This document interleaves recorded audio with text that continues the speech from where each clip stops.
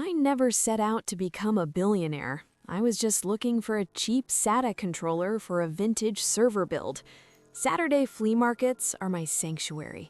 It's where old tech goes to die, and where I give it a second chance at life. Yellowed keyboards, dusty motherboards, tangled cables. It's quiet work, safe work. Or so I thought. That morning, I found a cardboard box tucked under a table belonging to a guy who looked like he hadn't slept since the 2011 market crash. Hard drives, $5 each, he muttered, eyes bloodshot, from a storage locker auction. Don't know what's on them, don't care. I pulled out 3. One was a scratched 1 terabyte Western Digital from 2011, a simple slab of aluminum and magnetic platters. Back at my shop, I plugged it into a docking station. The drive groaned, a painful mechanical screech. Most of the folders were digital landfill, low-res movies, sociology term papers, corrupted photos from a party a decade ago. I was seconds away from a permanent format when I saw a hidden directory. The name was simple: wallet_backup_old. Inside was a file named wallet.dat. My palms went cold. I launched an old Bitcoin Core client. The synchronization began, percent by agonizing percent. And then the numbers hit the screen. 114,782 BTC. I laughed, a sharp, hysterical sound. It had to be a glitch. But I checked the public address on the blockchain. Balance? Confirmed. Last activity? April 2013. At today's price, that wasn't just money. It was over $6 billion. It was the power to crash markets or buy a small country. The wallet wasn't encrypted.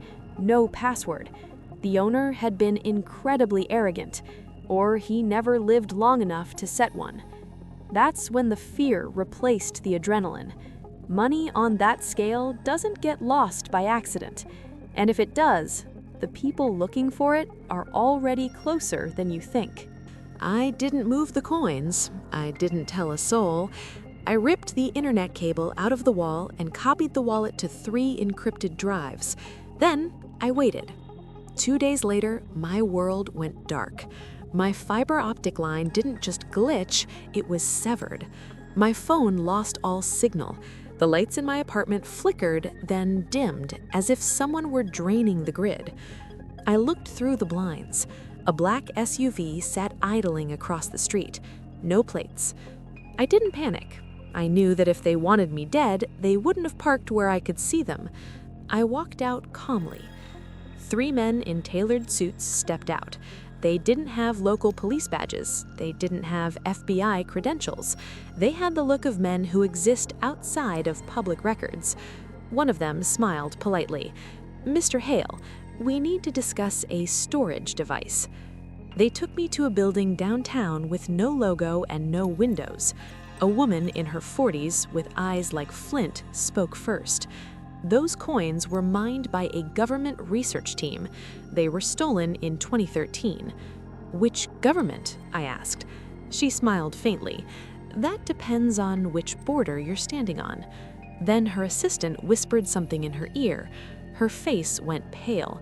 "It appears," she said, looking back at me, "that you are not the only one who found that drive, and the other parties aren't as polite as we are." The news broke quietly at first. Dormant Bitcoin whale awakens. Markets shook. My phone, which had mysteriously regained service, started screaming. "You have something that belongs to powerful friends," said a voice with a heavy Eastern European accent. Click.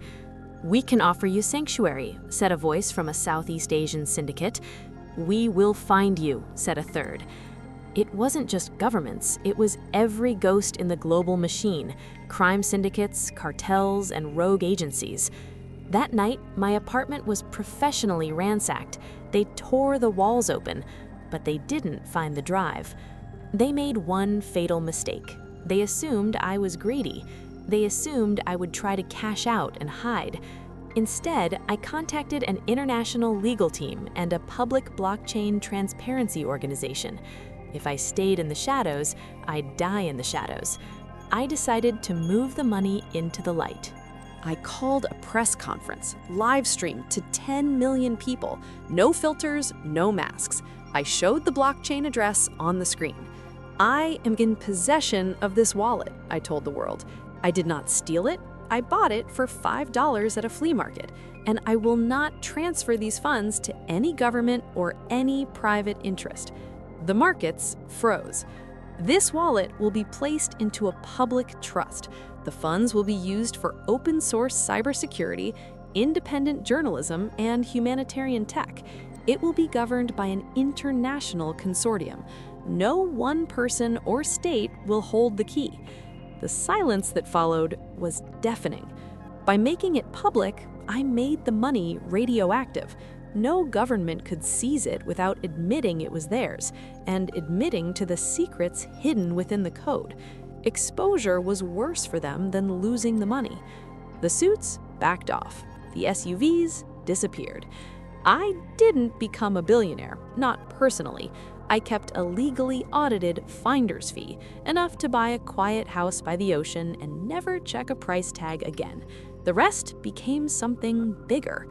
Years later, someone asked me if I regretted not keeping the $6 billion.